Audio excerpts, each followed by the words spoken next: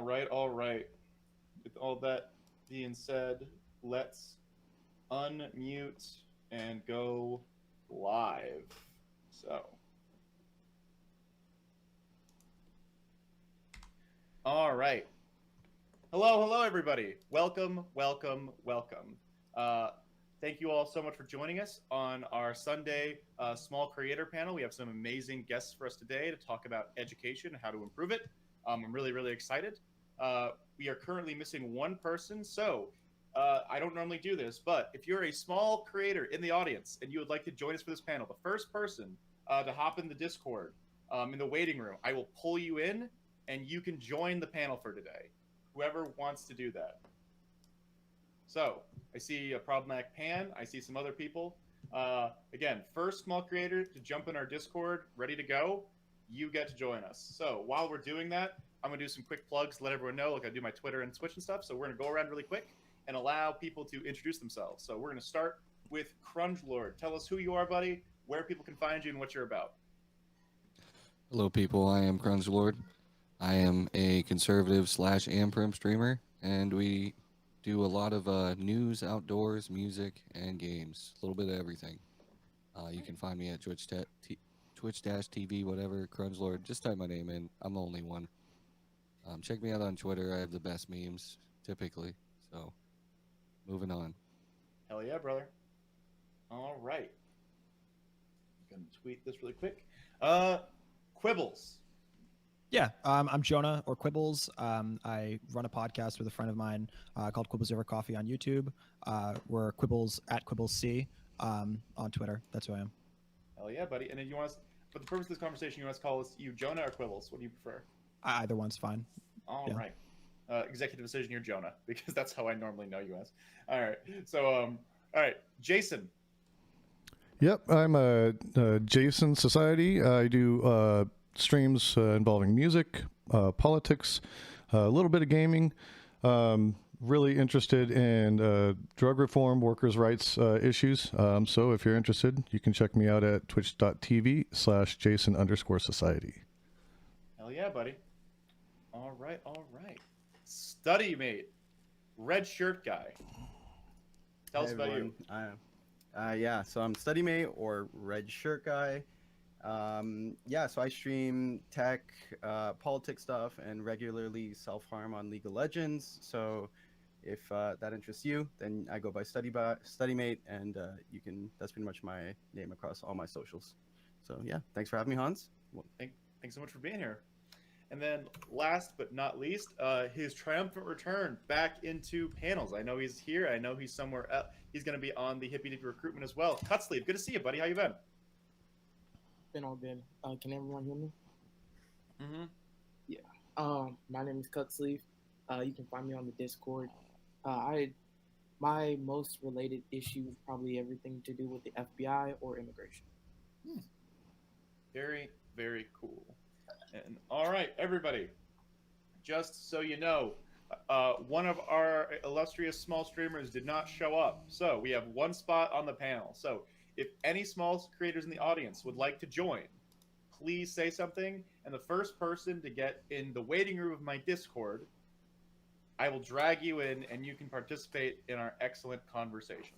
It's not necessary because we have a great split right now. We have one liberal, two lefties, and two conservatives. But if someone wants to come in, because again, this is specifically a place like our panel for smaller creators to get their names out there, get some eyeballs on them. I would love to make the most of this opportunity for everybody. So if you want to get in here, get in here. If not, we are going to get started with our topics and questions. So first, I'm going to read the rules of the road for our debate. So everybody gets a 1-minute intro and outro for all of our different topics. After the intro, as the last person is giving their intro statement, we will start doing a hand-raising list system. So simply raise your hand. I will give you a thumbs up that you're on the list, and we will go down that list for the general discussion, which for each of the topics will probably be about 30 minutes.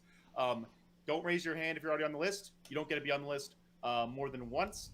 Please don't interrupt someone during the opening and closing statements, and please also try not to interrupt someone during the general. If you have a specific question or contention about something someone said during the general, say quick response while I'm throwing it to the next person on the list, and then that way we can hash that out and not have you wait 10 minutes to ask your question and derail the conversation because it's probably evolved in the last 10 minutes. We want to make sure that we have a continuously growing and flowing conversation. Next, please keep your speaking time to less than 2 minutes. At 90 seconds, after 90 seconds of speaking, I will give you, where's my cue cards? I will give you a signal that you have 30 seconds remaining. All right? And then at 10 seconds left, I'll give you this, which means you have 10 seconds left remaining.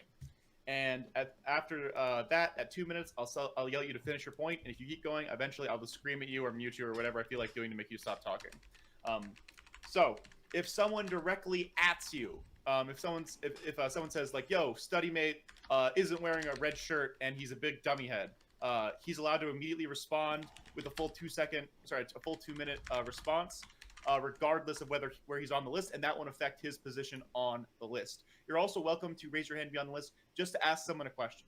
And if you have a question for somebody that needs to be answered, I normally allow a small back and forth of like say 2 to 4 minutes, and then I'll drag it back to the conversation, whether when it's done or if they start derailing into other topics. I am only the moderator, so just because I'm a raging lefty, conservatives, you are safe from harm, I promise.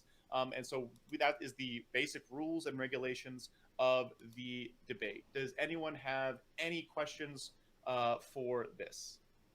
Yeah, so our first time around, do we just introduce ourselves, or is it like our opening statements? Oh, well, we already introduced yourselves. Yeah, that's what I Yep. thought. Okay. Yep. So the first time around, it'll just be the intro. It'll just be like your opening statement, and then we'll do like I said, the 2 topics. I don't think we'll have enough time for the bonus topic because we started a little bit late. For the ending topic, for your closing statement for that, stay on topic. I promise to let all of you plug yourselves at the end. I just want to make sure that the closing statements are related to the topic, not related to plugging yourselves. So just make sure we're all good for that. So we all understand the rules? Yep. All right. So, Hi. hell yeah. So our first topic of the day is, should private schools be funded with public money? We are going to start with Jason, then go to Crungelord, then StudyMate, then Jonah, and then finish with Cutsleeve. And the closing statements will be in the opposite order, starting with Cutsleeve, then Jonah, then StudyMate, then Crunge, and then finishing with Jason. So, 60 minutes on the clock. Jason, go ahead, buddy. Okay, so my stance on if private schools should be funded with public money, absolutely not. The problem with funding private schools with public money is the money goes into a system in which it's been proven over and over again that there are civil rights issues. There were issues all the way dating back to the 1950s and 1960s with people of color. There are issues with race. There's sex-based discrimination. There's even recently there was a gentleman who tried to take his son into a private school. He was blocked at the front of the school and told that he couldn't take his son in because his son had locks. Now, if that doesn't tell you that there's a problem, the other issue is that there is no recourse many times for these parents and the students to express their grievances and get any kind of resolution. So, and the way I'm looking at it from a civil rights perspective, absolutely not. We shouldn't be funding private schools. All right. Thank you, Jason. All right, Crungelord. Yeah, I don't think that private schools should be allowed to take federal funds, mainly just because the whole purpose of me putting my kids or whatever into a private school is I don't want them to be beholden to whatever the mandatory teachings are at public school. I mean, there's obviously issues with the learning that happens at public school, which is why people can't fucking read anymore. So I would probably say it's cool that the government gives private schools money, but I would not do it just because when you take money from the Fed, you are beholden to them. Thank you so much, Crunge. StudyMate. Yeah, so I think that, if we look at the current system, there's a lot of ways that private schools are currently getting funding and or support from the government. And because of that, I think that it creates this weird like 2-tiered system where, we're kind of supporting this thing. We've got one foot in, one foot out.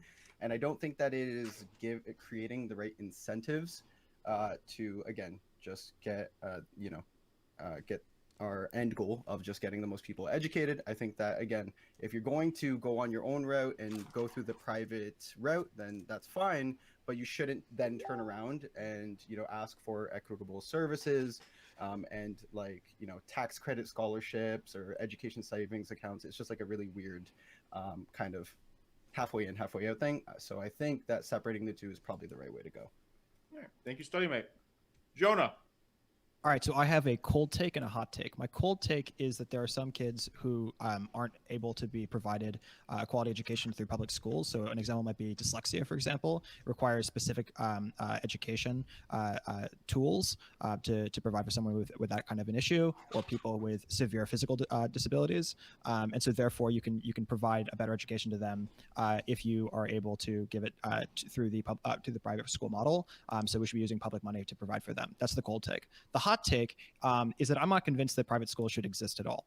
I think that if we're going to have private schools, we have to expect that that's going to be a brain drain. It's going to be a financial drain on the public school system. And if we believe in that, then we should have a charter school model across the board, and we should be permitting poor people to also send their kids to these higher quality education models. It shouldn't just be something that's available to rich people. All right. Thank you so much, Jonah. And if it ends up like that, most people agree on like not having public funds for private schools, we can change the topic to what Jonah just suggested, which should private schools exist at all, which I think is an excellent topic of conversation. So thank you so much for providing that, Jonah. All right. Last opening statement, but certainly not least, Cut Sleeve. 1 minute on the clock, buddy. Everyone's welcome to start raising their hands for the general discussion while he's going. Go ahead, buddy. Right. So I guess I disagree with everyone here, and I think there are not really many arguments standing against it.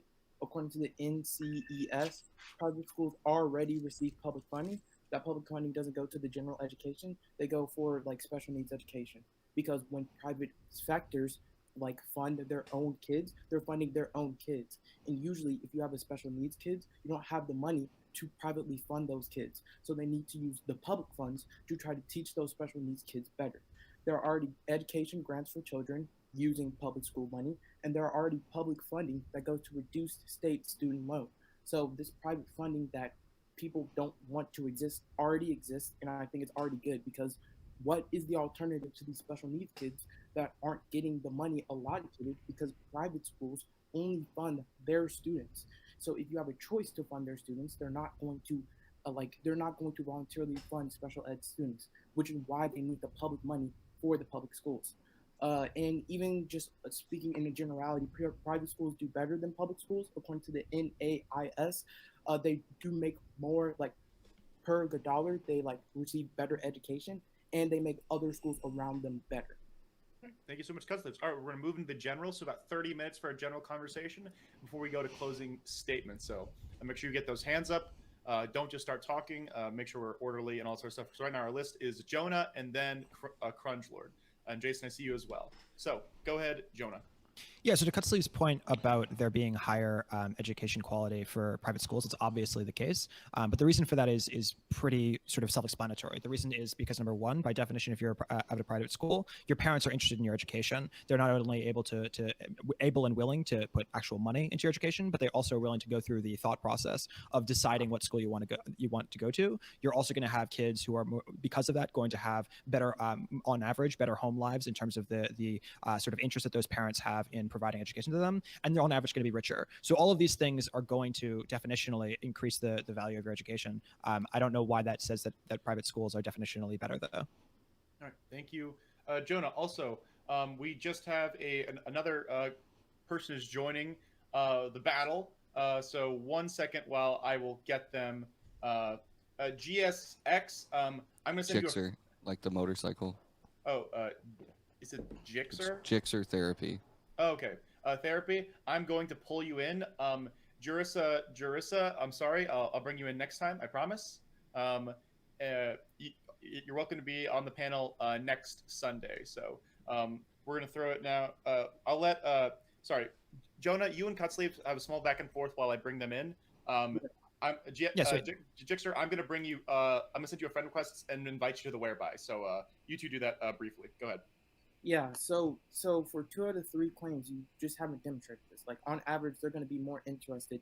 You have a Well, demonstrated. the parents, not the students, but the Right. parents are going to have more of a buy-in, right? You A haven't, literal buy-in. you haven't demonstrated that. Like the only Yeah, thing I that have. can grant you, Parents have paid money to send their kids to the wait, private wait, school, the only right? thing that I could grant you is like they're richer because like that, like on his face, like No, you could be rich and not care about your kid's education, and if you don't care about your kid's wait, that's education, you do my the thing point. that's the Well, easiest wait, thing to that's my do. point. So just because they go to a private school Right, doesn't but mean cut that they're sleeve. more interested. If you're Wait. rich and you don't care, if you're rich and you don't Guys, care, just make sure, even during back and forth, that you like respect the other person talking. Right. Okay. yeah, I'm sorry. I have 2 points listed.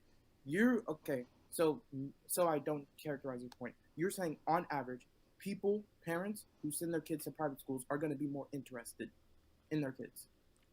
But No, not in their kids, in their kids' education. in their kids' education. But you just said that rich parents can like not care about their kids. Like where have Yeah, you so seen if you're if you're rich and you don't care about your kid's education, you're just going to do the thing that's the easiest. The thing that's the easiest is to provide your kid a public education because it doesn't require you to do any thought process. It doesn't require. It's not just about money. It's also about like the thought process, right? It's difficult to apply to a private school. It's not incredibly difficult, but it's somewhat difficult, and it's likely going to be further away, and you're likely not going to be able to have publicly provided busing, all of that stuff.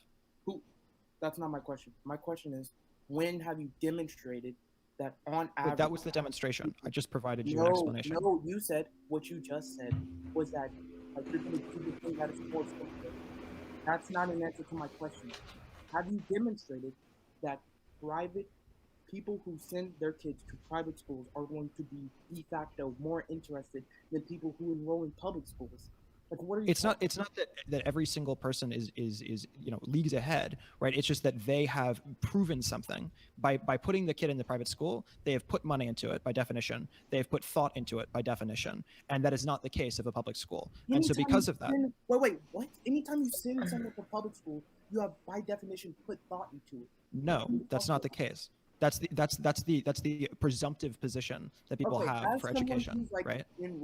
As someone who's worked in a daycare, yes, like even these public facilities take thought to put kids into. You're saying it takes more thought to put a kid into private education because there's a price tag along with it, but you haven't demonstrated that.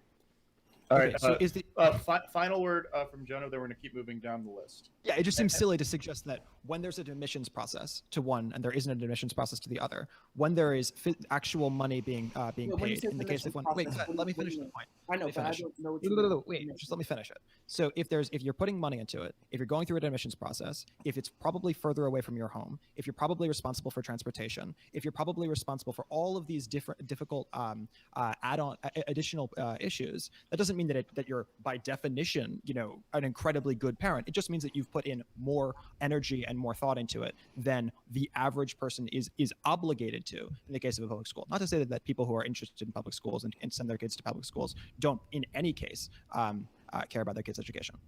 All right. Cut sleeve. I turned your volume up a little bit, but I have less control over people's volumes on Whereby than in Discord. So if you could please speak up when it's your turn, that'd be awesome. Some people in the audience cannot hear you very well. Do you want me to have a last word on this? You can have a brief last word before we do that. Jixer, if you could please turn your camera on and say something so we could check your mic and stuff. Yeah. Yeah. Is he in? Where is the? It says he's in the thing. Where's the camera? I haven't used Whereby, so I apologize. It's okay. There's a little cog in the top right. It should have asked you before you joined, but yeah. Either at the bottom or the top right. Yeah. Jixer, if you want, normally, here's when I sent you the invite. What it does is it puts you in a room, and it says like if you want to knock to come into like the panel. During that, it lets you pick what mic and what camera you want to use. So leave the Whereby, figure that out, like find your video, find your mic, and then knock again once you can see yourself, and then like we should be fine. So yeah, you may have an issue with if you're streaming right now and you're using the same camera, you might have to shut it off on your stream. That's Yeah. what I have to do. Oh, okay. Yeah, if you're using your camera like live on Discord or live on that, it makes it more. Like sometimes like it won't pick up because it's already being like used through a different source. Sorry. Not enough of that. So just leave the whereby, figure that out, and then pop back in. Sorry, Cutsleeve. Final brief 30-second blurb on this, and then we're throwing it to Jason. Right. So the 2 points I have is like you pay for private schools and you don't for public schools. That's not the case. You have to pay for your like for the computer. You have to pay for lunch sometimes if you're in the public school. You do have to pay for constant things in public schools. Even your books in the library. Sometimes those comes at expense. The second one is like Do I hate around that? your house. No. De facto, there are more public schools. So usually the public schools are the one around your house, not the private school. All right. Can I just clarify that was my point about the proximity, right? Like my point was that the public schools All are. right. are I'm not closer on sure how to average. do that, so we're just gonna Thank you both. kill We're now going the stream to for a minute. Jason. Go ahead, buddy. and No, come Jason, back. Crunch. Fuck it. I fucked up the list. Sorry. Crunch Lord, go ahead. Yeah, I think that this whole argument about private schools just shows that there is a huge issue with the education system currently. Like, I don't think public or private schools should be necessary if we're teaching our kids what they should be learning in public school. Problem with public schools is occasionally they're very overcrowded. Teachers aren't paid well, so they don't really give a shit, and the unions keep them employed. And there's just a myriad of things that are causing the public schools to just be so garbage. I went to public school, and you can probably hear that by the way that I speak. So we got to do something about it. And I don't know, like federal funding to private schools, I think is dumb because they have ESL programs for disabled and special needs people in public school. I don't see why I don't know a lot of private schools that just specialize in disabilities and stuff that aren't already publicly funded and available to everyone. Right. Thank you so much, Crunch. All right. We have a new person on the panel. Please tell us who you are, what to call you, and where we can find you, buddy. Thanks so much for stepping in. Really appreciate you coming in on such short notice. Yeah, no problem. I'm GSXR, or you can call me Jixer Therapy, or just Jixer's fine. I don't care. You got to mute the Discord. Oh, I already muted him in the Discord. It's okay. Yeah. Carry on. Sorry, you hear me now? Am I good? Yeah. I am a conservative, motorcycle enthusiast, and gamer. Hell yeah, man. And thanks so much for joining us. All right. I'm going to add you to our list really quick. So you can, like, if you were listening, do you know the rules of the debate and that sort of stuff? I apologize. I had to miss it when I jumped out, I think. Oh, no worries. Just a hand raising system. So if you want to speak, raise your hand. I'll put you on a list. Try not to interrupt people. If you have a question, wait till after someone's done talking and then just ask the question. So, yep. All right. Jason. So there's a couple things that I want to point out. One is that private school funding, specifically, I think most of the time we're referring to like vouchers, school vouchers. That voucher system, they recently did a study in DC and found that the voucher system program on students' math achievement was equivalent to missing 68 days of school. That means that these voucher systems are not effective for overall education. They're not even really effective for these private schools. The private schools are not bound to the same regulations, both for disabilities students and for addressing students of color and things of that nature. As a matter of fact, IDEA even points that out in the studies that they've done, that public schools are actually required to facilitate learning environments for students with disabilities. On very rare situations, the public schools will outsource to a private school for super intense need, very, very specific. But what we're finding is that even those students that go to those private schools, they are not receiving the same rights, the same protections, IDEA rights that they would receive in the public school system. Again, this demonstrates that these schools are not effective in helping to push the educational bounds. And to Jonah's point, I'm sorry, but parents who send their kids to public schools are just as heavily invested in their children's education as parents who send their kids to private schools. So I think that's a total misnomer. I think it's completely incorrect to make that statement. We absolutely care about our kids. Okay. The other thing is there has been a propensity for these schools to deny admission to other religious groups. So if it's a Christian school and they're getting public funding and they choose not to take a Muslim student, there is not a damn thing that Muslim student can do about it. That's not equitable education. You're creating a two-tier system. All right, Jonah, you're welcome to respond briefly because you were directly added, and then StudyMate, I see you raise your hand, and then Cutsleeve, you raise your hand as well. Make sure if you raise your hand, make sure that you're not just scratching your chin or something. Make it big, make it there, and then keep it there until I give you a thumbs up because I might not see it otherwise. So don't just do this, and then wait for me to give you a thumbs up. So all right, Jonah, briefly respond, and then and you raise your hand first, so I'll give you the full time for that. And then Okay, cool. Jonas. Yeah, sorry, I'm low on battery, and I have to find my charger. So to the point of the buy-in, I'm not saying that people who send their kids to public schools are bad parents by any stretch. What I'm saying is that by definition, if you go into a private school, you as a parent, number one, believe that the private school is better than the public school because you could have gone to the public school. Number two, you are able and willing to provide additional funding, additional money to send that kid to the private school. Number three, you're willing and able to do the research required to decide that's better. You're able and willing to do the applications that are required to do that. All of that is buy-in. And so it's not to say that people don't also buy in if they're on the PTA of a public school. They don't also buy in if they're doing any number of things. But the question is the worst parent in a private school compared to the worst parent in a private school, not the best parent compared to the best parent.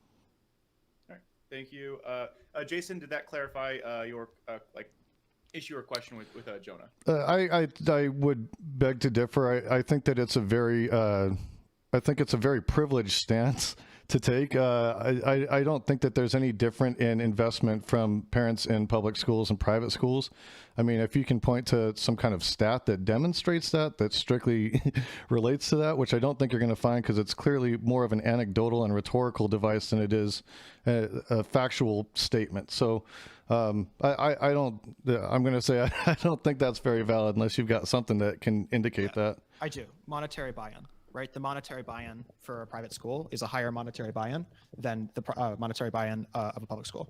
Yeah, but you're discounting the fact that there are parents who cannot afford a private school, and that doesn't negate their desire to see their child fulfill, their fullest educational value. And I think it just doesn't. That is totally incorrect. To say that the monetary buy-in means the parent cares more. I know plenty of rich parents who sent their kids to private schools that didn't give a shit about their kids' education, and even some where the students dropped out or got kicked out of private schools. Several. So, again, I don't think that holds much weight because the parents weren't there to invest in their child's education tactilely and tacitly. And as a result, even though they paid the money, it didn't really matter. All right. Thank you. Jonah, did you find your charger and stuff? All right, good. All right, we're going to move to StudyMate and then Cutsleeve. So go ahead, Study. Yeah, I just want to bring up the point because I think it's been brought up a couple times around either charter or private schools and their difference in performance versus public schools. Just bring up the point that we know that especially with charter schools, there was a really big problem. I think Jason had brought it up from more of a social and with students of color, and their bias towards not being accepted to these charter schools. But we know that blatantly this was done by charter schools to increase their performance numbers. And there was a whole strategy where they would filter out low income, English as a second language, and minority children just to boost, because those were indicators for low performance. So the problem when we're evaluating, public versus private versus charter is when we use this just very broad metric of how well did the kids perform, we're leaving ourselves open to this manipulation and just blatant discrimination. So just want to bring that up because I think it's a very dubious way to start to make arguments for that system, even though we know that they're very implicitly manipulating that stat. So just want to bring that up. And also on the whole parent like caring thing. I kind of agree with Jason on this one. I think that although it's true that most people with the resources to go into a private school will generally care more, because implicitly, yes, you did look at all of the qualifiers to put your kid into a private school. I don't think that that necessarily means it goes the other way, though, that it's like if you did that with public school, that you are now like opting out, or like you did not, because there could very well be people that did a lot of research into a public school, and I know there are also cases where people move to get access to better public schools in like higher income areas. So I think like just because we're moving one way, it doesn't mean we can like discount people going the other way in that sense. Yeah, that's all I got. Thank you, Study. All right, we're gonna throw it to Cutsleeve, and then Jonah, and then Crunchload. Cutsleeve, go ahead, buddy. Oh, I feel like that was like directed at Jonah, right? Like I wasn't sure if you were gonna go about that as well, and he just kind of like said that this was my opinion about it. And Jonah's like literally Oh, fine. Yeah. and Jonah, I'm next anyway. yeah, and Jonah's literally like on the like list next anyway. So I'm trying to like let it get completely bogged down just because like you mentioned somebody's name. I don't think that was directly an ad. That seemed more of just like clarifying his position on the subject. If that makes sense. Go ahead, Cutsleeve. Yeah. So I see like two main arguments. One, like private schools are racist, but like yeah, like I'm not going to disagree with this. This is not a surprise, but that's not like something intrinsic to private schools. It's just schools. Like where I come from, the school east to me gerrymanders their section, so there's literally 32 black kids at that school out of 1,800 people. That is like an insane amount, and like obviously they're gonna perform better than us because like that's how they have their that's how they gerrymandered it. So like the poor schools would get cut out, but like that's not something intrinsic to private schools. That's just schools in general, which is why it shouldn't be mandated to go to school. But the second thing is like, if you guys say that like public schools, because I have it pulled up here, IDEA, you guys are totally right when it says like public schools are held up to a standard with disabled people. Private schools aren't held up to that same standard. But like, other than like, but the disabled people that are in private schools, they get their funding from public schools. So if you just cut out all the funding for public schools, those disabled people in private schools, they're just like they're done. So is the only option for a disabled person in a private school to just move to a public Go lay school? down. Is that the only option? Or can we have a second option, which is like that public funding should go to like disabled people so they can at least have like a shot in these private schools? Okay, thank you, Cutsleeve. All right, Jonah, and then Crunchload. Yeah. Mr. Macy. Yep. Awesome. Okay, so I don't want to get too bogged down on this like on this issue here, but I do think that like it is worth pointing out that every single parent who sends their kid to a private school, by definition, thinks that that private school is better than their public school that's available to them, and that is not true in the reverse direction, right? There are many people who send their kids to a public school who would rather send their kids to a private school. So that's just like that component of it. To this question of students, I agree with Cutsleeve that there are certainly a lot of students that are going to private schools that are getting public money in order to deal with mental or physical disabilities. I think that we should continue doing that. I think that's really important. All right, thank you so much, Jonah. All right, and then Crunchload. So I don't know if this is still the case, but I remember, a few years back that funding, was generally based on state standardized test scores. And I think that's one of the reasons that causes that, and probably the sports programs spending a little bit more money than they should, kind of taking all of the funding that exists within public schools, which when you have that and people, flunking tests and not getting the funding based on just the fact that they didn't score well on a test, right? I mean, that alone is a problem. I don't know if private schools is really inherently the problem. I do think it's kind of ableist because you kind of have to make a good deal of money to be able to afford private education for your kids. I mean, I make pretty decent money. I would love to put my kids in private school, but our public school is across the street, so kind of works out, and it's cheaper. But at the end of the day, we need to I think we look at the wrong problems here. I think if anything, the private schools is not the problem. The problem is people want to put their kids in private school because public school is ass in a lot of areas based on how much money that area brings in with property values and their property taxes. And then the state test scores because we got teachers that don't care teaching our students. So that's my take. All right, thank you so much, Crunchload. All right, we're gonna go to StudyMate and then Jixer. I see you as well. StudyMate, go ahead. Cool. So I want to touch on this, like private schools requiring funding for disabled students or alternative learning. My whole thing on this would just be I don't understand what in that if the private schools are not incentivized to accept these students and give them a proper education, then why are we funding? Why we even fund them in the first place, and why not just do that through a public school? I just don't understand what the incentive. Like I don't know why we would You do want me that. to answer that? Yeah. I guess we can start there. Sure, go ahead. But Yeah. they are like incentivized. They're only incentivized through the public schools money. So the public schools money that they do get is put to special education children. Now the alternative is if we remove all public funding from private schools education, those like disabled kids, they're just done. They have no education. No, they can. Sorry.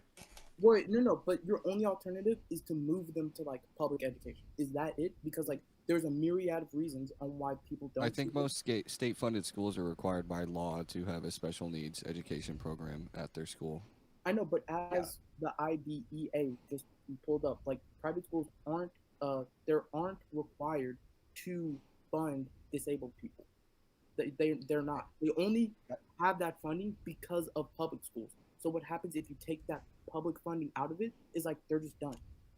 Well, they should That take it makes from the public private school and give it to Wait, the no, public wait. school. Oh, 1 second, Crunchload. Remember, this is a back and forth between specifically Yeah, StudyMate and Cutsleeve. Just make sure we're respecting that so everyone doesn't start jumping in. Go ahead, StudyMate. Yeah, I was just gonna say that makes public schools and public funding of schools sound really based, and I mean, like, I don't understand why. Yeah, Like, if you are trying to, my concern is more from about the what. standard Remember the of whole a public school, and then voucher there's, like, all thing? these problems where like your tuition or whatever that you collect from your students isn't enough to properly accommodate everyone, and then And they're already so paying the asking for taxes funding on it. from the government. It's like, well, wait, your system It's already coming out of is you. not accommodating these people, so you should just come back to the public system because clearly your system is flawed and is not accommodating their needs. And then I just want to quickly on Crunchlord's point about just like public systems sucking and the I guess like poor incentives of like state performance tests. I would agree that that's like a reason why state performance tests are bad and are kind of dubious again. But if we want to, I might be leaking into the second topic here, but like then why not just fix public schools rather than go off and try with this whole new private charter system that we've clearly seen has like very weird selection bias and is again not really helping all students. All right. Thank you, StudyMate. That will be like largely focused on topic number 2. So if we could potentially put a pin on how to improve public schools until then, that would be very much appreciated. All right. So right now we're gonna go to Jixer, then Cutsleeve, then Jason, and then Jonah. And just so everyone knows, we have 8 minutes left in the general for this topic. So if you want to get in, raise that fucking hand like right now. So all right, Jixer, go ahead, buddy. Okay, so I have a little different take. I'm not really for or against public and private schools in general. I remember a few years ago they were talking about vouchers for kids who are in public school who want to go to private school, i.e., taking those tax dollars that their parents are paying and putting it into a voucher system where the kid could go to a private school and the parents not have to pay in. Beyond that, I don't really see private schools hurting public schools in the realm of like disabled kids.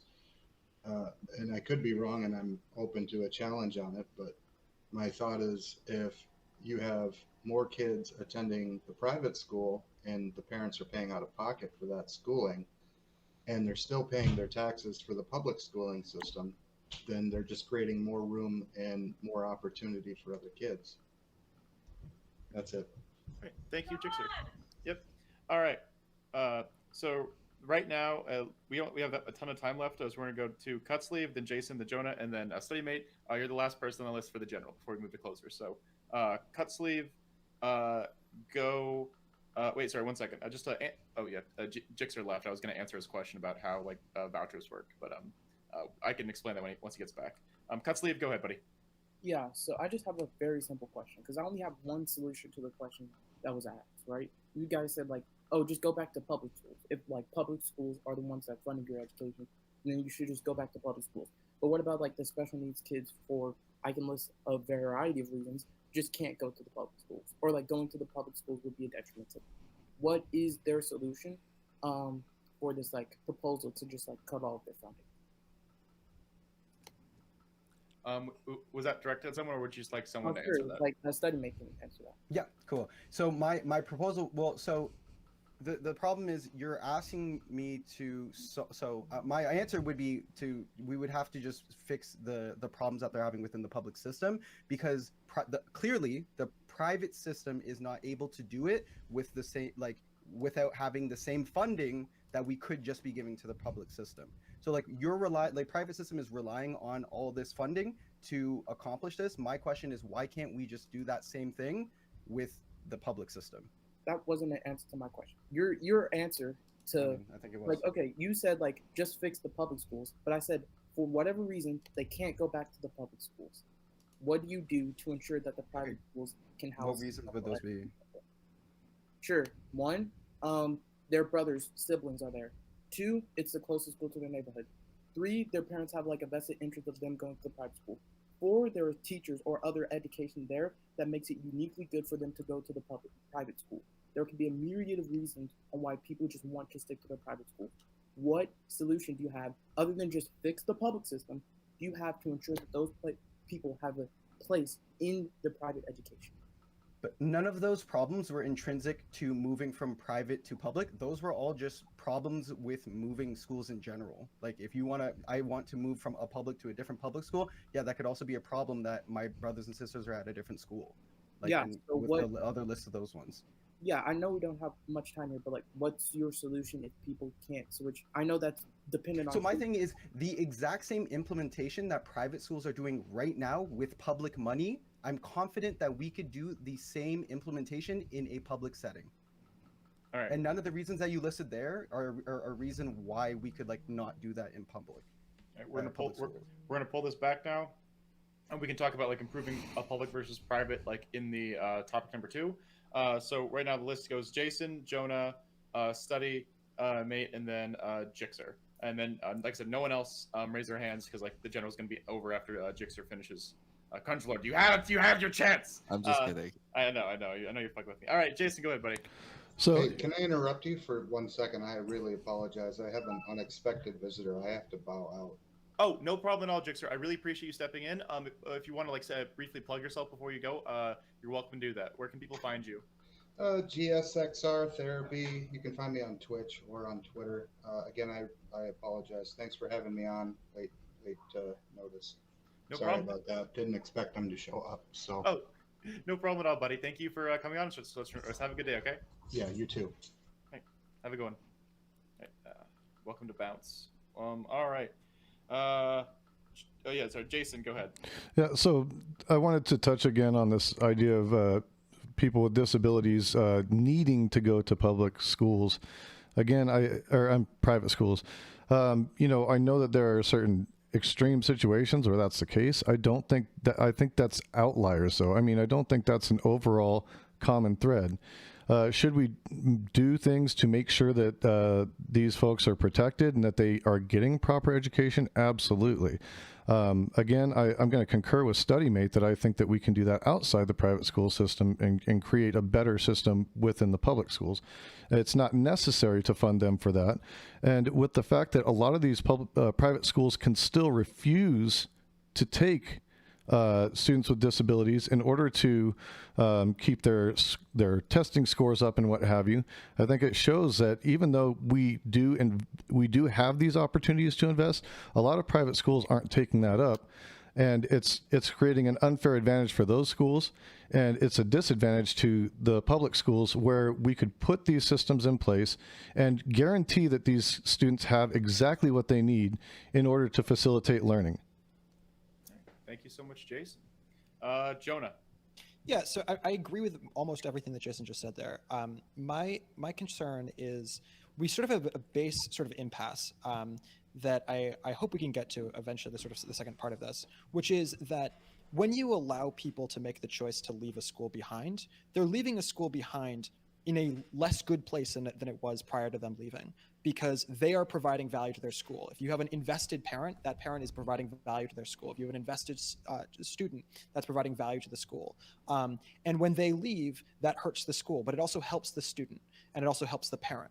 And so the question is, do we have some sort of an obligation to the school that we're coming from, to the public that we're coming from, or do we have an obligation primarily to our own students, to our own children?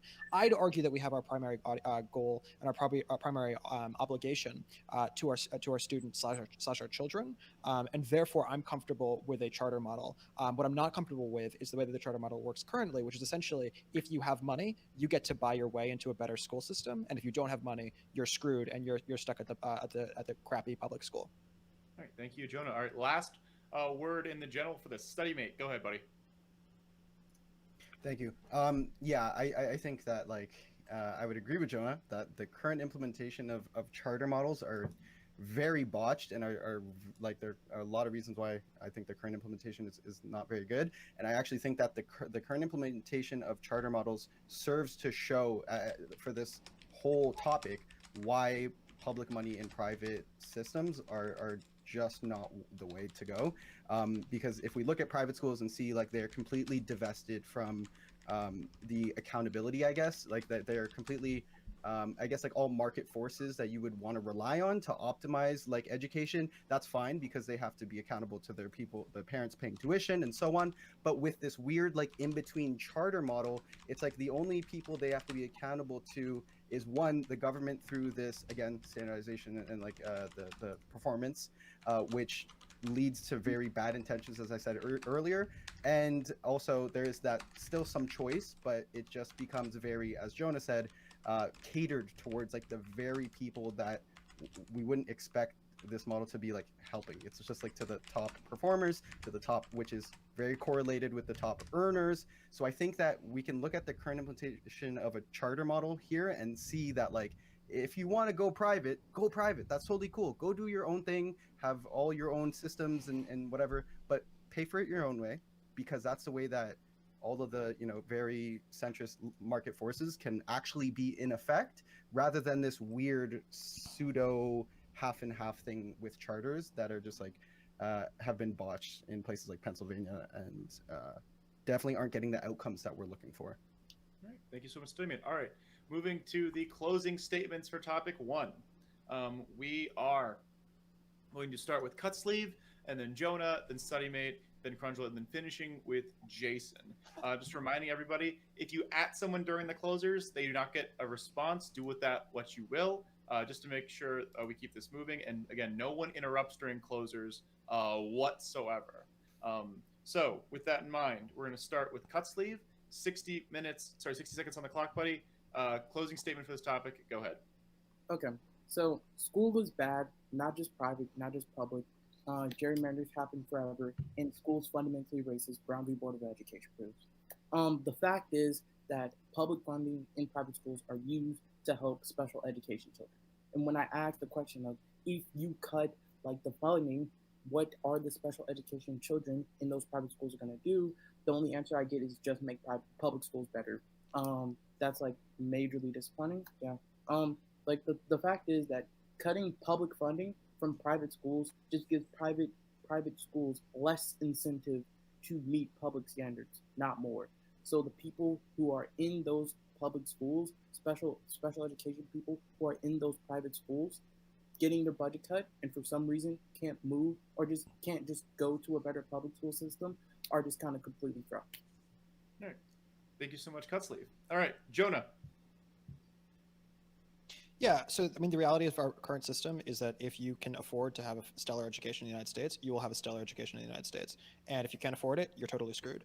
Part of that is about property tax. We're about to get into sort of how to fix things. There are lots of reasons why that is, but I don't think that at a base level that it's something I'm comfortable with. And therefore, the two options are to either ban private schools entirely, or you can try to make private schools available to people who are not wealthy. And the only way to do that is by allowing public money to be used to pay for it. Right. Thank you so much, Jonah. All right, Studymate. Yeah, so I think that private schools should not receive public funding. So far, I haven't really heard any good arguments why private schools or charter schools could take the money that would be allocated back into public schools and somehow offer any sort of increased, innovation or solutions to the problems that we know exist in the public system.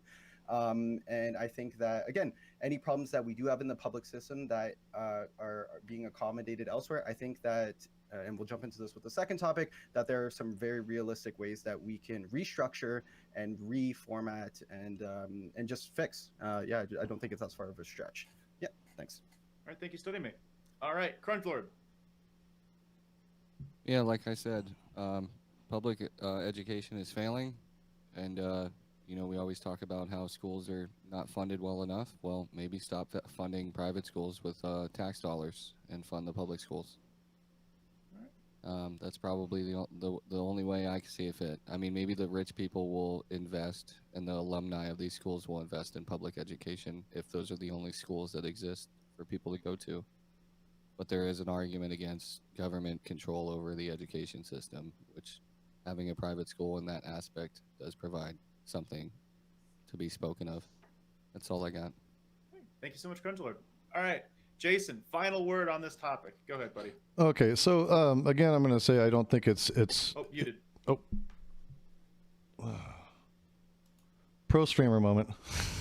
No worries. So again, I'm going to reiterate. I don't think that it's in the interest of our student population or our government to fund private schools with public money. One of the issues that we didn't even talk about was how funding private schools with public money is a drain on rural communities and actually can completely gut and upend their public school system because of this. That alone is alarming to me and disenfranchises those students. With regards to the disabilities issue with these private schools, they already don't have to meet the standards of IDEA. And that's the problem, is they already don't, and they don't have to meet Title IX standards for sexual discrimination. There's a countless issues that they get to skirt, and they're still getting the money. Now, if you want to talk about holding them to the same standards as a public school, we can talk about that. But right now, they're not held to that standard. And unless that changes, there's no reason to think that investing in a private school system or private schools with public money is equitable, fair, or reasonable for most of the students in this country. All right, thank you so much, Jason. All right, thank you all for a banger topic number 1. We are going to take a brief 4-minute break before we start the second topic. If you need to get water, need to grab a drink or anything, use the bathroom, any of that, I will be right back. I'm going to leave you all on sound, so please no heated gamer moments while I'm away from my keyboard. If I find out this happened, you will be yeeted and never be allowed back on my panels ever again. So I'm going to walk away now. Please, no one do anything stupid while I'm gone. All right, I'll be right back. Let's wreck this nerd's entire career. I'm just... Mod check. All right, who's making the TOS comments? Oh, how long Just is this break? Is this a smoke I'll break? go first. Yeah, I'll be back. Go for it. Yeah. So, how's everyone doing? What's up, chat? I'm doing all right. Oh, we're doing solid, man. My team won. I thought they were going to lose today. Nice. Interesting. I'm a Chargers fan. We're used to losing. I mean, you're talking to a Leafs fan, so I mean, yeah, definitely, I'm definitely down bad.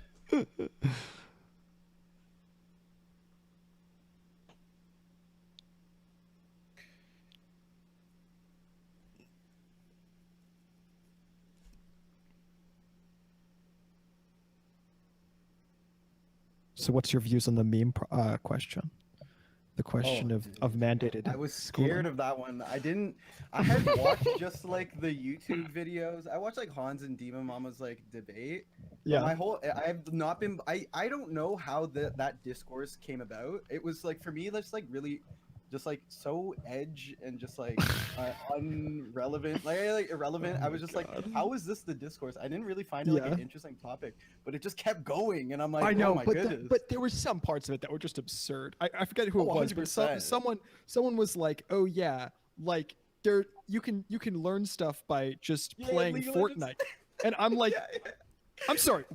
What? You think that's No. equivalent to teaching It's like, you students know, like Moby math Dick. and science? Like, what's wrong Moby, with you? Yeah. Moby Dick, To Kill a Mockingbird, Timo Lord. Yeah. Oh, they were on the Yeah, same they're all the area. exact same thing. Yeah, I mean, they're come on. it's just a different way Words of are getting to the same words. fundamental. Yeah, words are words. Who cares?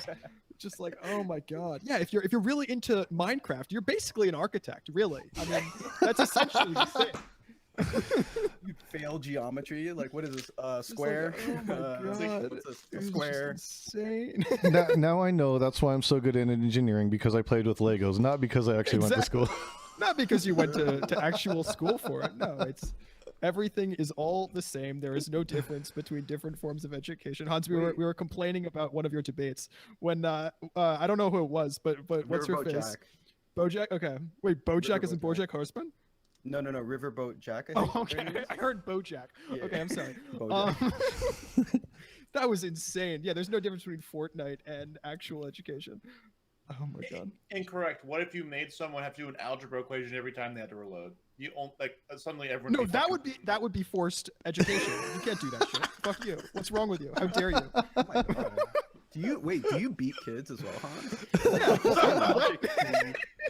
You're going down the same tree, Hans. That was actually the Super punching response to you, children. Hans, was exactly the same argument to the people who are advocating for beating their kids.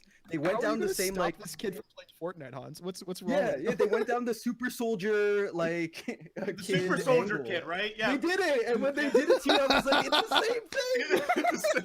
Same It was like meme. Fanatic. It was like Fanatic was ringing in my head. I heard him making the same arguments. It was wild. That I one made actually my wanna brain hurt. replace the bonus topic with the second topic. I'd actually. Yeah, let's do it. Wait, can I? Okay, I'll take the demon's advocate position. All right, Oh, all right, all right. We Hans did- might jump in if we do. we did this on my last panel, and I'm okay as a fun palate cleanser. I'll let you all do the bonus topic unmoderated for 10 minutes. Let's do it. Okay. I'm Go ahead. ready. All right, boys. All right. I don't think school should be mandated. I agree with cut sleep. Yeah, I think that makes perfect sense. I have a nuanced position on this. I think that schools should be mandated with accommodation to the communities, especially where there are poorer communities. I think that there has to be a buildup around those communities, and resources made available to parents and students alike that would allow for a mandate to take place. Currently, in our system and the way that things are set up, that we can't make it equitable right now. I think we could do things to change it so that mandating school would be possible. I just think currently in our system we have a lot of work to do within the public school system and how we build up our neighborhoods around the public schools in order to facilitate that kind of requirement. I think This that's is terrible. this is Oh, it's unmoderated. open. Can I Just say something? freestyle. Yeah, Okay. Okay. I yeah, think you go ahead I think and that's ridiculous. It's a double-edged sword, right? Like you could be like, yeah, I think the parents should have the right whether or not to put their kid in school, but then you got a bunch of motherfuckers that don't know how to read. So I don't Wait, know. Why do you not you believe know? what if in I parents' build a rights? There's not a giant- lot of What's wrong with parents. There's not a lot of parents out there. Like as much as we'd like to admit, there's some parents that just don't give a shit about their kid's future. But what if Yeah, I build a those parents giant do Gundam? exist. Facts. And the Wait, so skills you that I wanna get from become- building my giant Gundam, I have become a Wait, master Crunch. in engineering. And now no one can stop me. No one can take me to school because my Gundam is unstoppable. Like, If you could build a giant Gundam, you Wait, wouldn't why need to do go you to school want the because you'd be government smart. to be these children's parent? Why shouldn't parents be allowed to be the one who's doing the parenting? Why do you want the government to do that? That's absurd. Some parents. what if the You're- kid builds you're a better basically Gundam? fascist. They're screwed. Like the parent. what if the kid like this kid might be a weeb, so they have like all the best models, and then Right. like the Chad child Gundam versus maybe like the sad adult. Why can't kids Megazord, become it's just artists? not enough. Like Why can't kids become artists and just splatter paint all day? I don't understand what's wrong with that. I have a point of clarification that I stole this from a good friend, Book Fornicator. At this point, when we say forced schooling, do we mean forced going to the actual physical location of school, or mandate on education? You know what? I mean, there What is do you guys homeschooling mean in by the that? current. No, In the I current mean that we need system, them you to have go into the physical location. I don't care if Into they learn physical anything. school. They need to Okay. physically go to the building. That's exactly what I mean. Nothing else. They have to go to the building. What they do once they're there is up to them. If they want to just like wander the halls and play video games while in the building, that's fine, so long as they're physically inside of the building. That's what's important. Yeah. You know Well, what- that's not you know- mandated in education. That's mandating a physical location that your kids have to go to. You that's know, mandating Yeah. school. Well, no, well, like homeschooling. You know Yeah, how I you- think You know how you fix I do schooling? think You know how you get mandatory schooling? You just spray paint school on like the houses of all the child super soldiers that refuse to go to school, and then and then suddenly they're in the school location. We did it, like blown out. Like Boom. I didn't bring them to the school. I brought the school to them. Easy enough. Well, I would concur, though, that homeschooling should definitely be a viable option, and we really need to build that up because there are some students that would benefit from that, right? I mean, even if we're talking about children who with disabilities who have needs, if they have the ability to do schooling at home and receive the medical care that they need in the home, that may be an improvement for them. A lot of times, it's really difficult for some of these students that are extremely mentally divergent to sustain in a classroom environment, and oftentimes it's better if it's afforded for the parents, to be home with their child, or to have a lot of times the state or different organizations will provide like in-home nurses if it's like an extreme situation like that. And I think you could really make the argument that, okay, well, here's an avenue in which we can provide good education to the student, make sure they're getting their medical needs met, and then allowing them to have the familial and familiar environment of their home, and Just that could create be a very private important. school From a- at the house. From no, a no, legal but- I mean, perspective, literally. I don't think that the Um, legality is the what- only thing that we should be thinking about, though. From like a practical standpoint, I mean, I was homeschooled for 1 year, and I can say that it's like very socially isolating to be Yeah. homeschooled as a young kid. And so I would argue that like even though legally, I certainly agree that it should be legal to homeschool. I don't think that it's for a lot of kids necessarily what is in their best interest. I think that public schools or private schools are probably where they're actually with other students. Yeah, But social here's also development the is thing, very like, important. Is the Well, education Well, you can good? socialize kids in other ways, though. You Wait, can well, have like like, after-school I soccer think- I think program. What if your Absolutely wanted parents to are get it. just as big a Yeah, loser as like, your kids yeah, are, absolutely. Here's and also they the don't do thing, anything? like, is like homeschooling good education? Like, how many like parents are What? just sat around like, but like, is it good education? Because like, how many like parents sat around like got their education degree and it's like Yeah, I proper- think it's proper- Me and the wife have looked into it, and we could actually teach our kid like a whole Yo, year's the worth wife, of school bro? in 2 months. So I mean, Yeah. that's how poor I our think it's public dependent on education both system is. the parents and the kid. Right? So Like there's a lot of like Khan Academy is fantastic for math. There are students who are able to learn that way, and they're able to excel in the particular fields that they're very good at. So like I know that there are a lot of kids who are able to excel in math and sciences, particularly online, and don't really do much of anything in the public school or private schools that they're going to. They're mostly learning that on their own. But then obviously that's very much dependent on the kid, and not every kid is able to do that. Yeah, and then one thing before you jump in, just like specifically for Jason, I understand like the idea of like making like a safe, familiar environment, and I would say that's like part of still like the mandatory system. Like you can choose to be homeschooled, or we could even choose like say like to bring you to the building and give you like a one-on-one tutor. I feel like that's an argument for like diversifying like education to help like different people meet the same standard. I wouldn't say that's fundamentally different than like mandating education, because as Bookfucker now knows, Booksmarts, I love you, buddy. I did not mean the building. I meant an education. So like, but so like if like say, if a person gets a one-on-one like instruction, whether that's at the home or like at some sort of like a location that includes 4 walls, I feel that that's still like could be an option, but that would just require like again improving our school system, and I don't think that like in any way is related to non-mandatory schooling or education. That's more just like one other avenue of getting that mandatory education, and by diversifying the process so like different kids can succeed. Because again, like not every kid like does well in like the 20 kid room. Some kids might learn better like in groups of 5 or 6. Some kids might do better with personal instruction. Some kids might actually like the 20 kid room and just like taking notes. Like I was like always really good at that kind of school. So like it really depends on like the specific kid, and so the way of fixing that isn't saying you don't have to go. It's saying like we have like a million different options that like and find the literal best one for you, but you have to pick one of them. Okay, here's a question: should kids be able to drop out of school? After a certain age, yeah. So So does that work with mandates? They should be mandated to go to school until a certain age. Yes. I believe there's already something in place that requires students to attend school from 6 to 16, isn't there? Yeah, there is. Mhm. Every U.S. state has a different age category. Some it's like 5 to 17, it's like 5 to 17 or 18. Some it's like 6 to 14. There's as Joe Lewis actually told me, there's a Supreme Court exemption that if you have like a religious reason, it can only be you can make it 6 to 14.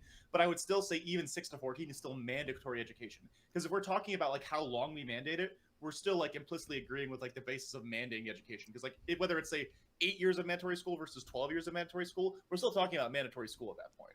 I don't think there's even like 1 year of mandatory school is still mandatory school. Don't So, most states send police to your house if your kid like misses too many days of school? yeah, I know truancy we have officers. truancy Yeah. officers for sure. Yeah, Is that just a state thing, or is that federal? it's state.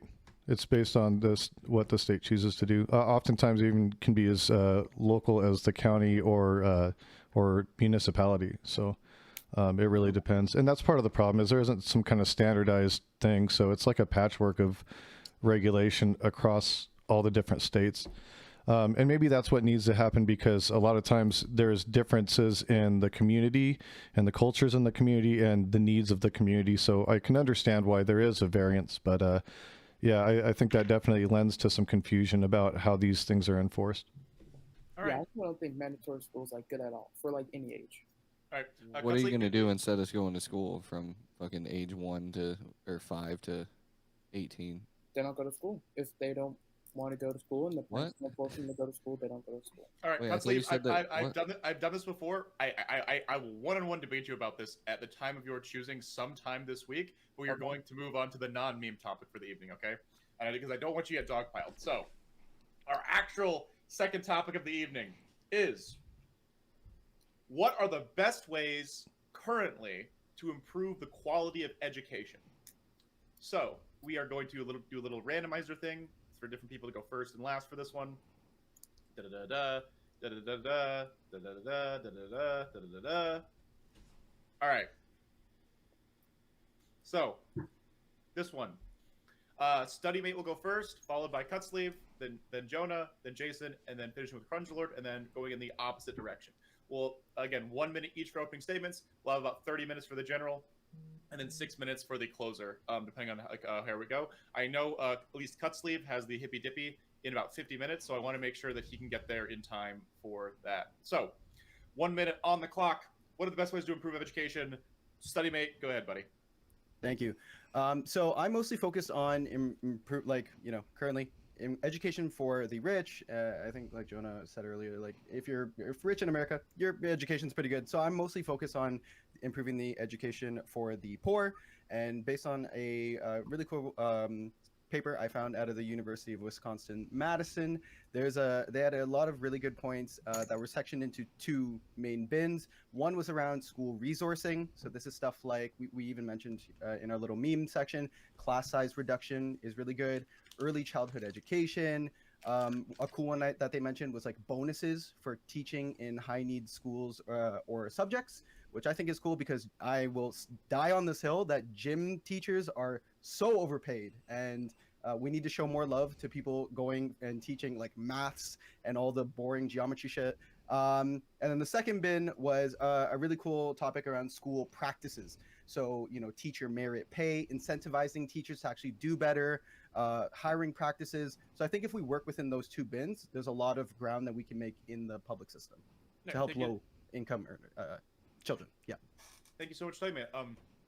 I didn't want to immediately cut you off, so I let you go for 70 seconds. So I'm going to give everyone else the same thing. Please, no one else go over 70 seconds for Sorry the about purpose of this. Okay, it's okay, no worries. It was partially my failure because I took a bite and then I looked down and realized that like it was 33 seconds and I was like, fuck, I missed it. So if I give him the cutoff time wrong, it's going to be weird.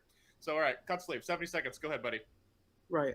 So the thing is, StudyMate says like education's already good for the rich. Nah. I mean, I've seen some rich people. All the rich people I know are kind of stupid, so they need some education too. The thing that's bad is like the school to prison pipeline. That's the thing that I want to stop. And that happens because of the need and overemphasis for college. The people who do best in Harvard, this is a fact that blew my mind. 3 times the people in Harvard have BTD or BPD because they need to have mood shifts that give them super, super concentrated at a given period of time. So the people who are doing the best are the most anxious. And that's because we've stressed this since day one that college is needed for survival. But then you go to the people who make us survive, the employers, and they're like, education means nothing. Experience trumps education. If someone was working as a nurse for like 6 months and the other person got 6 more months of education, the person who worked as a nurse for 6 months would easily be better than the person who had 6 months of education. So I think majors, especially, we don't need math over like a certain time period. We don't need science. Science is useless, okay? The things we need to do is make experience trump education. Thank you, Cutsleeve. All right, Jonah. All right, so I don't think that science is useless. I think that we do teach it poorly, though. So I think that there are a lot of things that we do that are just like profoundly stupid. The idea that we're taking any math class ever and aren't allowed to have a calculator on board with us is insane, because literally everyone all the time has a calculator with them. It's called your phone. The idea that we're supposed to have like in-class essays without being able to have the internet at your disposal is insane. You should always have the internet at your disposal, because you always will. The goal should be to try to have an ability to show how you can work under pressure, how you can work when there's a sort of a time frame, and all of that is valuable. But the idea that you should be using it with like these, crazy 19th century technology is insane. But I also think that this doesn't talk to the primary problem, which is the primary problem is that property taxes are localized, and therefore the amount of money that's going into private schools, obviously, but even certain wealthier neighborhood public schools is just so much higher than lower income public schools, and that's a serious problem. Thank you so much, Jonah. All right. Oh, a little bit of feedback. Whoever's that, if you're struggling with some feedback on your end or like nefarious sounds, just make sure you're muted when you're not talking. Jason, go ahead, buddy. Okay, so my opinion on this is the best way to attack creating better public education is through better funding. I actually agree with Jonah's point that the localized property taxes is a serious problem, and we need, instead of letting those property taxes go into the schools most adjacent to them, they should be spread out equitably across, whether you want to do that in the municipality or across the state. That's up to them. But I think ultimately what you need to do is those taxes need to be blanketed across all the schools so that there's an equitable education that can be had by everyone within their districts. I also think, like I said before, publicly defunding private schools to allow us to build up like better disabilities programs, and maybe even our own disabilities education centers that can facilitate these students with special needs. I think in those two things alone, you're going to see a lot of changes as far as people's success rate, right? I also think that, we do need to incentivize teachers better. Teachers are relatively low paid, especially in red states. And when they're using their own money for supplies and equipment for school, they're already at a disadvantage. And of course they're disenfranchised and feel like shit about teaching people when they're spending money out of their own pocket just to educate, and they can't even write it off on their taxes. Thank you so much, Jason. All right, Crunch Lord, final opening statement. Everyone, you're welcome to start raising your hands. We're gonna have a 30-minute general. I see you, Jonah. See you, study mate. All right, go ahead, Easy. Crunch. First off, get rid of teachers unions. Make it harder to be a teacher and stay a teacher. Right? If you're trash, you shouldn't have a job, right? And the competitiveness behind that will boost salaries, right? Also, get rid of the state standardized tests and redo the curriculum to meet more modern needs. That's all I got on that. All right, thank you so much, Crunch. All right, we're going to start with Jonah and then move to study. Everyone else is welcome to start raising their hands. Again, remember, we only have 30 minutes for the general, so if you want to get your stuff in, get that in as fast as you can. So, Yes, go ahead, Jonah. So the problem with the property tax getting to a statewide level is that it's going to have like huge pushback, like just immediately huge pushback. And so I don't really know how to get around that. And I don't know how to get around that, like just the fundamental problem of the people who are most invested in education and the people who are most invested in local government are exactly the people who you'd have to be fighting against to do that. So that part's a really hard thing. I do think the thing that's easier is talking about like how should these actually be run in-house. And the in-house thing things. Crunge, I completely disagree with you. I do think that we need to have unions for teachers, because I think that teachers, we need to have better teachers. It needs to be more of a professional sort of trajectory. And in order to get that, you need to be able to defend those teachers as best as you possibly can. That means you have to pay them more. It means you have to get them a union. You have to give them any number of things that will make their lives easier, because you want to be making sure that we're getting the best people to go into education. All right, Crunge and Jonah, you're welcome to have a 2-minute back and forth, specifically and only about teachers union stuff. Go ahead. Yeah, I mean, I think the same reason we don't like police unions to keep bad people at work are the same reason we should get rid of teachers unions. Because I don't think they're making any more money when they have to fork out union dues every couple of months, right? Yeah, so I mean, so cops they'll have more money in their pocket, then they can teach better, I guess, and then have to So actually cops compete. Cops make pretty good money comparative to other equivalent jobs, right? And so, like, I think that we should be trying to get the best of the best into teaching.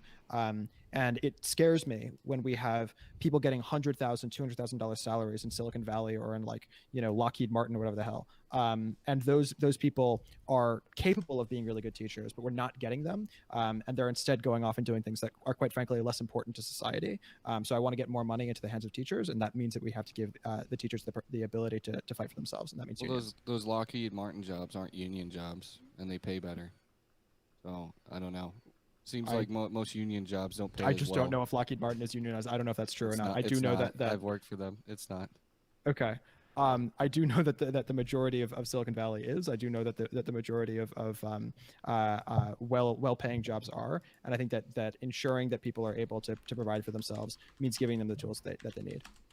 All right, final word on this, Crunch, then we'll throw it to you, StudyMate. I just think teachers unions are a racket, much like other unions, right, that are ran and keep shitty people employed. All right, That's thank it. Thank you so much, Crunch. All right, StudyMate, go ahead, buddy. Yeah, I just I think I agree with Jonah's point that, like, moving around or finding ways to find funding for public schools is always going to be a little bit unpopular, especially if you're talking about, like, raising taxes on certain people, which is why I was really interested in this avenue of actually, like, trying to optimize practices and processes inside of schools, or shifting the way that we are paying teachers. So again, like, the merit pay was a really cool one. And also moving away, again, I mentioned this a little bit in the first topic, moving away from performance as a metric. Because, like, the performance of a child is actually way larger than just how a teacher teaches. And sometimes, like, if you have, especially in lower income areas, if you have a bunch of students that are doing poorly in school because of other social issues, which is largely impacting which can largely impact their performance, it's really weird to, like, punish the teacher for that, because they could be doing a great job, but there could be other reasons why kids aren't doing well in Guys, school. it really doesn't Also, seem to me if we that throw a bunch of Crunch money has at it, ever I'm not had a to big deal fan with at throwing teachers money at this who problem, had to deal because with let's say you give a completely teacher all unruly of the children. resources in the world to do, like, an awesome I don't job think at he has teaching, any but there's, understanding like, at all of, like, what's some happened kids here in his Arizona, class that how aren't it able took the teachers attend or are union to having fight trouble for a focusing, again, wage because of other increase, societal because issues. the That teachers here teacher are is then paid gonna, like, in the favor bottom the, 48 of typically states higher income in this children country. who are able to be Okay, present, we are attentive, 48, and had it not been for the well-resourced, teachers and union, they're just going to be these kind of teachers would soaking up not all have of received a the raise. resources. They would not So have been that's why able I to don't think excel, we need and to we would have sometimes lost a think shit a ton little of bit less than teachers. just, like, throw So money that's at this to fix totally it, not and true. more And so, by like, the way, how do Lockheed we Martin make is unionized. public schools just really freaking good compared to private and charter? Yeah. All right, thank you, Study. If someone else, something came up, so I was looking at that. Jason, I'll let Jason go before Jonah, just because Jason hasn't spoken yet. So Jason, and then into Jonah, and then Cutsleeve, Crunch-Lord, if y'all are raising your hands. Cutsleeve, you're doing a lot with your hands, and I don't, and I'm not sure if you're raising or if you're just vibing. If that's, like, just to be clear for everybody, remember, just, like, open palm, big hand, like, away from your face, that sort of thing, so I know where you want. So, all right, so Jason, then Jonah, and then Crunch-Lord. Jason, go ahead. Okay, so Crunch-Lord, Lockheed Martin is unionized. I'm looking at an article out of Texas that shows the unionization of Lockheed Martin's machinists. So that's absolutely not true that they're not unionized. Number two, had it not been for the teachers union in Arizona, where teachers are paid in the bottom 48, we are 48th in the country for teacher pay. Had it not been for Red for Ed and the teachers unions, they would continue to be underpaid. A lot of these teachers were ready to walk because they weren't getting paid enough. So I am a firm believer that the teachers unions do have a role in providing better conditions and situations for teachers. I've seen it firsthand. We've actually improved our education greatly just because of that, because they've been willing to stick their necks out, and not just for the teachers, they stick their necks out for the students too. They care about the students. You got to remember, these unions, they're not just interested in the teachers. They want to see the school districts and the schools become better. They want to see an enhancement in education for these students. These teachers care about their jobs. And I know that you're always going to find a crappy teacher out there that you can use as an anecdote. But overall, I disagree. I think we need unions. I think it's very, very important. It's crucial to maintaining that, especially when you're in a red state where they don't want to provide funding for teachers or where they cut them off at the heels. So no, we need unions. I think that's one of the biggest things that we can do is further unionize our teachers, give the unions more power so that they can actually effectively advocate on behalf of the teachers. I'll allow another brief back and forth just to avoid powering on a Cruncher without letting him respond. So, Cruncher, you're welcome to respond and have a brief back and forth with Jason. Go ahead. Yeah, so most major companies have part unions, right, for the machinists and assembly line workers. Yeah, like, I get it. But overall, the rest of the company does a lot of stuff, IT, cybersecurity, and engineering work that are not unionized positions. So yeah, if you want 1/4 of the company to be a union, or like 1/8, sure, we can do that. But yeah, I'd be totally cool with assembly line workers having a union. That's cool. But teachers that are gonna reflect their garbage onto my kid when they don't care about their own job, I don't like those people keeping jobs. Same reason you guys like getting rid of police unions, right? Because they keep bad people employed. Jason, welcome to respond. You know, I think that's a misnomer. I don't think that that teachers unions are keeping a lot of bad teachers employed. I think that you have some outliers that are there, but overall the preponderance doesn't suggest that. If you have some kind of statistical proof or it's something that you could provide, I'd be interested to hear it. But in my personal and anecdotal experiences, I haven't seen that teachers unions are actually harming education. If anything, they're effectively trying to better education. And that's the proof is in the pudding. You can see that in places like California. You can see that in places like Arizona. You can see that in places all across the country where the teachers unions have actually stood up for the students and protecting the students and their education. Okay, because it doesn't just stop. Like it doesn't just stop with 48 out of 50 states for it education. It doesn't just stop with states. It doesn't just stop with the funding for teachers' pay. They also advocate for the funding of various programs that allow children to be educated further, such as arts programs, such as applied sciences programs, such as music programs. These are important programs for education. They emphasize and they help to further math education, pattern recognition, critical thinking. So these are absolutely things that are encouraged by the teachers unions, and actually they advocate for funding for these programs.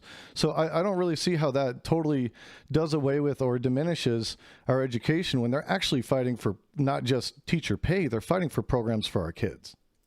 All right, Crunch Lord, final word on this. But then we're going to go to Jonah, and then actually back to you for what you were going to say before, and then to Study Mate. Go ahead, Crunch Lord. Yeah, I don't think California is something I would try to talk about good education. They're ranked 21 behind North Dakota for education. So I don't know. Maybe the unions aren't working so well there. All right. Thank you, Crunch. All right. We're going to throw it to Jonah, and then back to Crunch for his point, and then Study Mate, and then Cut Sleeves. We currently have about 20 minutes left in the general, so we got a little bit of time. So go ahead, Jonah. Yeah, so I actually don't think that Crunch's concerns are unwarranted. I think that it is absolutely true that, I mean, unions are not for society. Unions are for the members of the union, right? That's what they do. They defend to the death the members of the union. And when we make a union for teachers, that means that they're going to fight for the teachers. And some of those teachers do, in fact, suck. You're right. The question I think about is, okay, there is, let's say, 5%. I don't think it's a crazy, huge percent, but let's say 5% of teachers genuinely do suck, and the unions are going to defend those 5%. But the value of a union is that also they also protect the 95%, and the 95%, because of that, stay longer involved in these schools. They're more loyal to a particular school system rather than jumping from one school system to a different school system constantly. They're more likely to stay in the public system rather than going to the private system. There's a whole host of reasons that we want the loyalty of those teachers, and we're able to get that loyalty of the teachers if we give them the things that they need in order to protect themselves long term, right? If we're trying to go fast and quickly, then the solution, you're right, should probably be not to have unions. But if we're trying to do what I think we should be doing in the case of education, which is to go long and slow, which is to try to actually keep these same people working for 10, 15, 20 years in education, really make a career out of it, really make it a profession, then I think that it's really important to protect them and protect their interests. All right, thank you so much, Jonah. All right, we're gonna throw it to Crunch Lord. Go ahead, buddy. I think I've said enough already. Okay. You guys can skip me. If there's anything else you want to talk about that isn't like specifically related to like getting rid of teachers' unions? Improving education. Like I said, the requiring state standardized tests and the basically archaic sense of a curriculum that we have at schools today are I think are hurting people, and maybe add more life skills, because we can't depend. Seems like we can't depend on parents to teach their children things that will help them, balance a budget, figure out how credit works. I think I was like 30 when I learned how credit works. I don't know. It's confusing, but children's minds are like sponges, and I feel like if you're going to teach somebody about credit, you might want to do it while they're young. That's actually a really cool idea. I 100% agree with you on that, Crunch Lord. Absolutely, 100. Based and true. All right, we're gonna throw it now to Study Mate. Go ahead, buddy. Yeah, so I want to find some middle ground with my conservatives in here. I think that, like, one, with Crunch Lord, I agree. Yeah, getting rid of the, again, I've said this a couple times already, but like, yeah, we need to find new metrics for how we determine what a good teacher is. Again, if we're saying that, like, it's really hard to eyeball like what like percent of teachers might be bad if we're just going off of the performance of their students. So I think we need to work to like find effective metrics that teachers to gauge how our teachers are actually performing, because I think that like good teachers might get slighted right now for going into struggling areas and trying to teach when there's like a bunch of stuff that might just like tank all their metrics, and they're like, you're a bad teacher, and they're just like, I'm doing my best, fam, like what's going on. Secondly, I think Cutsleeve said at the beginning in his intro that a lot of like the hiring of teachers is wrapped around like formal education and having to have your that barrier of entry for a lot of teachers with under the guise of like formal education and having like your degree.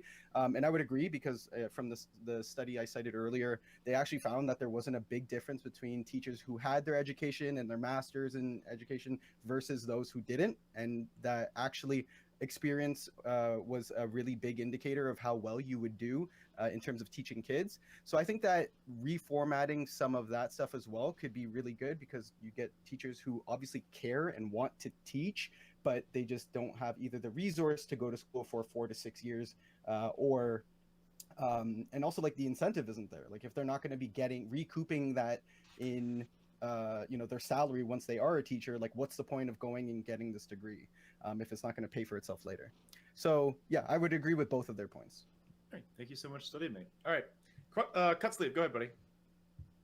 Okay, I want to go back to what I think Jason said when they said that all teachers care for their education. This 99% of the time is true, except coach teachers, okay? They're always social studies teachers for some reason. They always come in the room like monotone Monica. They teach straight from the guidebook. You can look everything up online. They read straight from the Google slides. They come to class half awake and then blame me for being asleep. They're like rah rah rah on the field, but like there's no energy in class. They waste it on the field. Like I disagree with Study Mates when he said they're overpaid. They shouldn't be paid. There is no overpay. There's a collapse on it. Coaches should not be teachers. They're two different things. Does anyone have that was specifically for Jason? Jason, would you like to briefly respond to Cutsleeve? Oh no, I think that he's speaking to the small percentage of teachers that I elucidated were also not good teachers. Personally, I think that the emphasis on sports in schools is a detriment to education. We spend a lot of time investing in sports programs for the reason of, state pride or city pride or school pride, because we want to churn out the best football players or whatever it is. I don't think that you should negate physical education. I think it's very important, but I think the emphasis that we put on the competition side of things in order to draw funds away from what could otherwise be educational programs, like practical education programs like Crunch Lord was talking about, having credit literacy, knowing how to manage your home economic situation, learning how to better communicate with others in the community, things like that, I think would serve us better than, hey, let's see how many people we can knock out on this next football player or whatever. I'm being generalized here, but no, I actually agree with that, Cutsleeve, 100. Very, very cool. Jonah. Yes, I agree with all of this. We should ban everything except for recreational sports in all schools. I'm only semi joking there. Like, the idea that we're supposed to be spending like serious money on sports is insane. We should be spending time, particularly with younger kids, because I think it's really important from a physical health perspective and also from a mental health perspective to give kids the ability to be like HANZ there, and to sort of become swole, if you will, but also more importantly to get out that energy in order to be able to prepare for the classroom itself. So it's important from that perspective. But the idea that we're doing this for like who can win the rah-rah prize, like we don't care about the rah-rah prize. The reality is that only like less than 1% of these kids are even going to attempt to have a career in sports. And the percentage that are actually going to have a career in sports is smaller even than that. So the idea that this is going to be like a primary drive or a primary focus of the funding, or very limited funding, seems insane to me. All right, thank you, Jonah. Crunlord. Yeah, I'd like to see a lot more STEM programs in schools that are actually like viable, right? If we're gonna get rid of PE or whatever, teach healthy lifestyles, then maybe we teach people jobs that are gonna still exist by the time they graduate, right? Coding. I mean, why not teach kids coding in school? And then they graduate from high school and they have a job. I mean, you don't have to have a degree to be a coder. You just have to be able to deal with that bullshit. I don't know. Maybe prepare them for real life instead of like, in 1860, whatever the fuck, this happened. And I'm like, I don't care about the cotton gin. I care about making money. All right? That's it. History's still important, but like, I don't care about the Industrial Revolution. I care about fucking coding and making money. All right, thank you, Crunch Lord. All right, just a quick fun thing. I'm going to go around the room very quickly. 3 things that currently aren't like focused on in school that you want to be taught as like its own class or like as part or as like a subject. We'll start with StudyMate. Sorry, 3 topics that I would want to add in. Yeah. Financial literacy. I think basic computer science or like hardware, and actually, I think like Gym Plus would be a cool one for me. Like I think like all of the like not just the traditional sports, but like more extensive like random stuff. I just think the gym teachers should be paid less than the other teachers that are doing harder subjects. I like gym though. Thank you, StudyMate. All right, Cutsleeve. Okay, 3 off the top of my head. 1, no cap, I'd actually teach kids like how to play card games. Like Yu-Gi-Oh helped me miles. Like I feel like I was so much smarter than the other kids because like I had to like read the text and everything, and like Yu-Gi-Oh would just help me so much. So definitely teach that in preschool. Coding is definitely a big Duel Academy, like unironically, like Yu-Gi-Oh GX, Yes. dude, like quick maths, like gotta change my life points. Yeah, it's real. Like, dude, I played that game so much. Like I never finished it though. But coding is obviously one of the other things, and then also like fitness, like not just health class, that's boring, but just like how to eat, like how to like process food and like what foods are actually healthy. Because like I was taught the food pyramid, lie.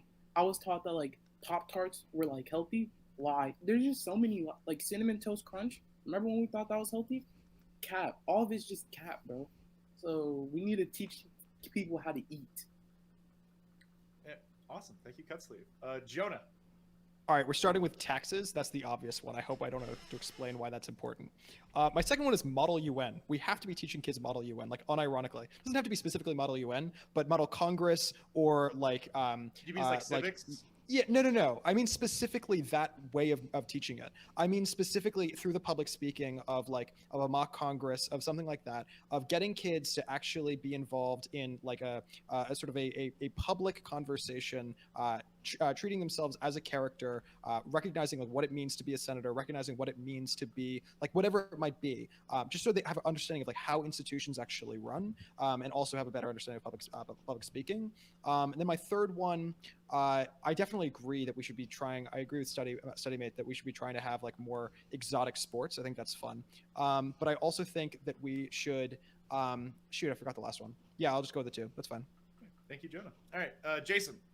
You guys have said a lot of things that I totally agree with. A robust health and physical education program that, like Cutley was saying, exceeds beyond just like, hey, we're going to go run a mile, but talks about your food, talks about, are you drinking enough water, how to recognize, health issues within yourself, to make people aware. Because I think sometimes kids don't even know like that they're having a problem. And I think that teaching that is very important, teaching them to recognize things within themselves. Two, I am totally in favor of STEM programs. And actually, Crunch was talking about there's not much of that. My daughter's school, actually, in elementary school, they have a STEM program, and she's learning robotics and robotics programming in a public education setting. So there are stuff like that, and I think that we need to advance upon that. That's where the future of our jobs are. So that's really important. And then again, like being able to understand how to handle your personal finance. We talk about home ec, right? And people always say, oh, cooking and sewing and shit like that. No. Home ec should be about balancing the books, about knowing what kind of bills you should expect, about what it is to buy a home, and the responsibilities therein, how to pay your taxes. That should all be inclusive in our home economics program, not just cooking and sewing or whatever else they choose to throw at us. I think those things are really going to be applicable and beneficial to the whole, and we'll see dividends on that. Thank you, Jason. All right, Crunch Lord. Yeah, I think to add to that, trade jobs and stuff, you can have these systems there. Fucking get rid of half of the stupid classes you took in high school, which is almost 90% of it. Maybe replace it with a trade. Teach people how to weld. I don't know. And there are safety concerns there, but I don't know. I wish I learned a lot more in school than just, in 1492, Columbus sailed the ocean blue. I don't know. I feel like I was wasting time. Or coloring inside the lines. I don't care about that. I don't know. Start them when they're young. Make them fucking super elite coders and programmers and stuff. Yeah, and more like skill specific. Or plumbers, yeah skill based. Skill based, like vocational training. And you can find out like what a kid likes. Usually, most of the time, the kids know what they want to do when they're adults. When they're kids, I know people will be like, I want to be an astronaut, but I don't know. You expose them to all those classes. Maybe have a general class, and then set up focus groups from there, and focus on a trade. Thank you so much, Crunch. All right, we have 7 minutes left in the general for this. Jonah's been raising his hand, so we're gonna go back to that. That was a fun, a little deviation. Yeah, for sure. Yeah, go ahead, Jonah. All right, sweet. So I also forgot my third one was going to be conversational Spanish. I don't think we should be teaching foreign languages with the goal of grammar and crap. I think that's dumb. I think even English grammar is stupid because you all have Grammarly. If you don't have Grammarly, get Grammarly. It's very easy, and it saved me through college, and you should just do that. But also, I think there's a lot of other things that we can get rid of. I think that the way that we do math classes without a calculator, that's stupid. Even for little kids, there's no reason to do that. But certainly for more complicated mathematics, that there's no reason to do that ever. I think it's stupid to be writing essays without access to the internet. I think it's stupid to be doing any number of those sort of things. I think that the reality is that we should be teaching kids to do as best as they possibly can with the tools that actually are available to them in the real world. In American government. Teach people how their government works. Yeah, that was another thing I was going to throw in there as an aside. If I had a fourth, it would be a local civics education class that teaches you exactly how to petition your politicians and your representatives on the local level. Oftentimes, you know, what happens locally or within a state as far as the politics go are much different than the federal level that we're always taught. I think if we teach people that kind of civic education on the local level, they'll be more engaged in what's happening. They'll be more engaged in their community, and they'll know how to get changes made when it's necessary. Thank you, Jason. Study mate.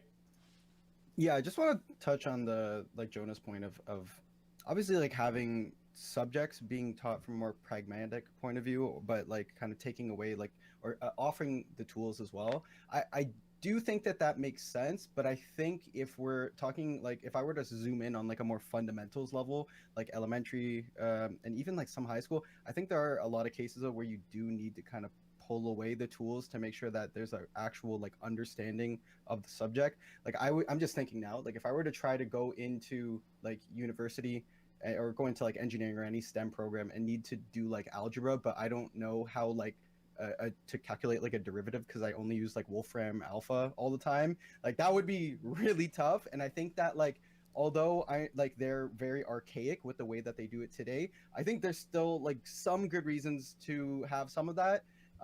Because I think like if you're just too reliant on the tools and you don't fundamentally actually understand the concepts, that might come back to bite you later on. Jonah, and then Crunchwood, I see you as well. Go ahead, Jonah. Wait, am I responding to that, or am I doing my next spiel? You can respond, have maybe a brief back and forth, and then because if it's unrelated to what you were I broadly agree with that. I think that there are like individual, like if you're talking about the very first class, the very first test in response to new material, maybe you're right in the case of derivatives, in the case of like addition, subtraction, whatever it might be. But I think broadly across the majority of your math classes, the assumption should be that you should mostly have a calculator. And I think it's a little bit silly that the sort of the primary drive, at least in my education for mathematics, was without a calculator, and that seems dumb. Thank you. Study mate, did that answer your question? Yeah, I think we're both kind of agreeing somewhere in the middle here. But yeah, I just wanted to kind of give a little pushback. But yeah, no, sounds based. Very cool. All right, Jonah. That was me. Jonah had his own thing that he wanted to say. Oh yeah. So shoot, Jason, what did you say earlier? I totally lost my train of thought, but I wanted to respond to it. Are you talking about the local civics programs? Yeah. I 100% agree with that. I think that it's really important that we do that. I think that part of your job as like a state senator or whatever it might be, city council, whatever, any of those sort of localized things, you should be going into public schools and just talking to those kids about like what is your job, like what are you doing all the time, and that should just be like I think that we already do have public debates, broadly speaking, that happens in public schools. And in sort of like community, whatever you want to call it, buildings. But I think that we should be doing that as part of the curriculum itself. And I think that should be something that's an obligation, not just a thing that you should do, but an obligation of local government. Thank you, Jonah. All right, final word of the general. Crunchwood, go ahead, buddy. To take it back to my AmPrim roots, right? We got to know these fundamentals because one day the electricity is not going to be on, and you won't have those calculators because of EMPs and stuff. All right, so just remember, fundamentals are key. Thank you, Crunchwood. All right, we are now going to move to our closing statements for this topic. In the same vein as last time, I'll start these at 70 seconds. So final thoughts on the best ways to improve the education system. Don't worry about plugs during this one. I will let all of you plug afterward. Keep your closing focused on the topic. So 70 seconds. Crunch, go ahead, buddy. The power is all going to get shut down. We need to live under the ground like moles. And just, book Eli your way through life. Make sure you know the fundamentals. At the end of the day, if you can't catch a fish or hunt a deer, you're doomed forever. So that's all I got on that. Thank you, Crunch. All right, Jason. Okay, again, just as we talked about before, I think that improving education through more applied programs, ones that are relatable to what we're experiencing today, what our economy experiences today, I think is incredibly important. Again, as we talked about, local civic government classes, big time STEM classes, good healthcare programs, and that, again, the home economics programs I think are fundamental. And it's long past time. And yes, there's absolutely classes we need to get rid of. I don't know why anybody needs to learn penmanship anymore. Everybody uses a computer.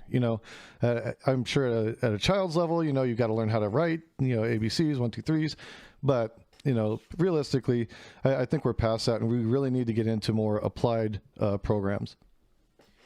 Incorrect. I think we've all seen a doctor's handwriting be absolutely incomprehensible. Atrocious is the word. Some level of penmanship, I think, is absolutely necessary. If you didn't know what these numbers were, how would you know what I was trying to tell you? Well, that's what exactly. I said. Thank you. At an elementary level, sure, you want to teach people how to write their You words. could have printed and stuff, those signs. But True. Man, bold to assume I have a printer. I mean, I do have one for work, but still. Anyway, Jonah, closing statement. Go ahead, buddy. I agree with Crunch. I think that we should go back to the primal state of society. I think that we should be learning not through GPS, but rather how to figure out directions based on the stars. I think that we should live in caves. I think that we should be taught how to hunt. I think we should not with guns. That would be unacceptable. It should be with bows and arrows. We should be taught how to make the bows and arrows. I agree. Based. All right, cut sleeve. Go ahead, buddy.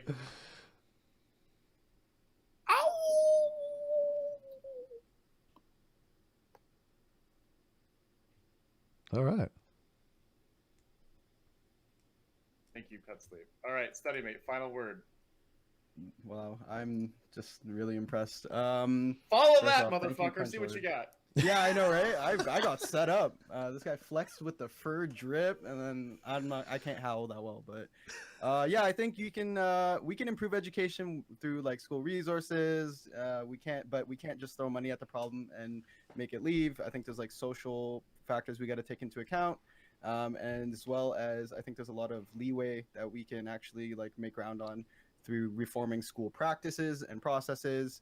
I also think that we should 100% revert back to the ways of the pilgrims and live as people of the land, especially up north. I'll be the first one to kick it off. Okay, so thank you, everyone.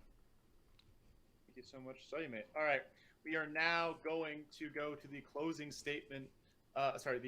The closing statements and shout outs of the evening. Thank you all so much for being here. Despite all your small sizes, you are excellent creators, and you should all deserve more eyeballs, more followers, more subs, all that sort of stuff. So, time for all those fun cringe plugs. So, StudyMate, where can people find you? Link your shit in my chat. I don't have any bots or nothing that'll do it by myself. So, tell us who you are, where to find you, and drop your links. Awesome. I'll drop them after, but yeah, you can find me at twitch.tv/StudyMate. I talk a lot about tech, politics, and unfortunately League of Legends. I'm 8 followers off of my affiliate goal, so if you could show me some love, and then I'll make sure that'll be one step closer to our socialist utopia, and I'll make sure to give you a big hug when we're on the commune together. So thanks, everyone, and thanks, Hans, for giving a platform for us baby debaters. Really appreciate it. Oh, I love my baby debate bros. Let me help you finish cooking, get everyone ready. All right, Cutsleeve, where can people find you? First of all, I'd like to point out the contradiction. StudyMate claims that he's a socialist, but then plugs himself in. That seems like a capitalist thing to do. Bad. You can usually. I think he's a liberal, but like. Fired from the movement. Yeah, sorry, I was just memeing. I'm not a socialist, but yeah. Damn commies. Okay. I don't want anyone here to say you're a socialist and plug yourself. That is capitalist. That's a bad, okay? You can find me on my Discord name, but if you have a favorite streamer, I'm probably up in their guns too. So just try to find me. If you want to talk to me, you can. I've never rejected a debate. And if you really want to find me, you can go find me on the Hippy Dippy recruitment table that I'm doing in 10 minutes. Make sure to go check out Cutsleeve while he does that. Jonah, where can we find you, buddy? All right, sweet. So I have not uploaded to YouTube for a while at this point, but it's Quibbles over coffee. And then on Twitter, it's @QuibblesC, and that's me. Hell yeah, buddy. Thanks for coming on. All right, Jason. Sure. As a market socialist, I'm absolutely going to plug myself because I believe in market socialism, which allows for that. So I am at twitch.tv/Jason_society. We talk a lot about politics. We talk about music, especially heavy metal. I love talking about some metal. We do things, we do game shows and stuff on there, a game called Redolent Squares, which is a lot of fun. So if you guys want to check me out, I've gone ahead and put a link to my Twitch in the chat, and I'd love to see you. Well, yeah, everyone give Jason a follow. He's a really base guy, deserves to be bigger. All right. Last but not least, he always brings the thunder, and he brings the pelts, and he brings the mole memes. Crungelord, thank you so much for being with us. Where can we find you, buddy? I'm at Crungelord at Twitch TV. Also, I told my chat I was going to play this, but you guys were really nice, so I didn't. So now I'm just going to play it for the meme. Shut the fuck up. Know your fucking place, trash. Didn't get to play it. But anyhow, love you guys. Thanks for having me on. Shared my shit in the chat. And thank you. Right, thank you so much. And everyone, if you're here watching, make sure you follow me for all my spicy memes, all my other panels. I am not finished streaming today, so we're not rating it to anybody. I am, there's a lot of content today. I am going to be reacting to Demon Rotma's new video about why mandatory schooling is really, really bad. It's going to be a banger. And also, in response to all the people accusing me of being a horrible person, I will be taking the Dark Triad test to see just how evil HANZ has become, to see how fully Joker-fied I am now. So we're gonna do that, and then at 8 I'm gonna be on Dr. Heem's panel. So we got plenty of content left. So I appreciate all of my wonderful guests, but I got some shit to do, some stuff to laugh at, and some like self-searching to do just to find out what level of Dark Triad. I'm gonna be a Dark Quadrant. I will have all the edges. I will be the Dark Circle, infinite number of sides. I am too powerful. Thank you all. Just so quickly, much. is the bridge on fire or is it gone at this point? Oh, it's been burnt. She said we're not friends anymore. Completely gone? Which means I thought it was had just a mark Oh, against your no. friendship. I didn't realize it was the end of the friendship. friendship to there mark were on. there were more marks. Like I started making memes and stuff. So like I think there were more marks eventually. And then she came out and said that we're not friends anymore, which means I have no reservations about reacting to this video. So Need more it's gonna be a 2021? fucking banger. I was there. I was people there. told me that I was too nice in our initial debate, so I'll be meaner for this review. Destroy And, like, everything. Let's go! Burn fire. I am Yes, the you- sun. Like that's, You need to reply because if you don't, and if you stonewall her, it'll actually be even worse. Okay, so So responding true. is the correct thing. absolutely. You need to play the Urukai theme from Lord of the Rings in the background while you do meme, okay? Just make sure you do meme. If you're not, then are you really doing it to anybody? So true. All right. I love you guys. I'll catch you all later. Cut sleeve. Good luck on the hippy dippy recruitment. I'll see you all. Have Thank a you. good day, okay? Bye.